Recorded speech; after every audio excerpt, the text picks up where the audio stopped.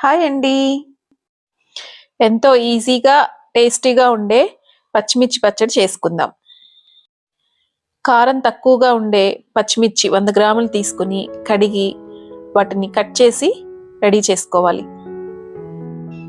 ఒక 10 వెల్లుల్లి రెబ్బలు తీసుకొని పీల్ చేసి రెడీ చేసుకోవాలి. ప్యాన్ హీట్ అయిన తర్వాత ఒక స్పూన్ ఆయిల్ వేసుకొని హాఫ్ టీ స్పూన్ జీరా వేసి దాంట్లో మనం కట్ చేసి పెట్టుకున్నాం కదా ఆ పచ్చిమిర్చి కూడా వేసుకొని ఒక 4 to 5 మినిట్స్ సిమ్లో పెట్టి వేయించుకోవాలి. ఇలా వేగిన తర్వాత వెల్లుల్లి కూడా వేసి మరో 2 మినిట్స్ వేయించుకోవాలి. వేయించిన పల్లీలు ఒక హాఫ్ కప్ తీసుకుని వాటిని కూడా అన్నీ కలిపి మొత్తం ఒక 2 మినిట్స్ వేయించేసుకుంటే మనకి ఇలా రెడీ అవుతుంది.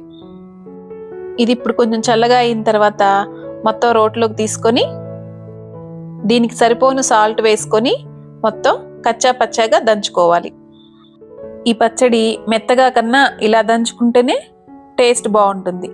దీనిలోకి 2 స్పూన్ల నిమ్మరసం వేసుకోవాలి.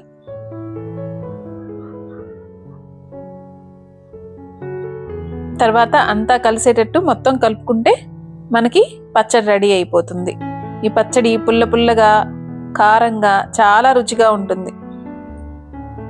మీకు టైం లేకపోతే మిక్సీలో కూడా పల్స్ మోడ్లో పెట్టి మిక్సీ కూడా వేసుకోవచ్చు. ఇది టిఫిన్స్లోకి అన్నంలోకి రెండిట్లోకి సెట్ అవుతుంది. అన్నంలో పచ్చడితో పాటు నెయ్యి కూడా వడ్డించుకొని తింటే చాలా చాలా రుచిగా ఉంటుంది. ఒక్కసారి తప్పకుండా ట్రై చేసి చూడండి. Please like my channel. Thank you.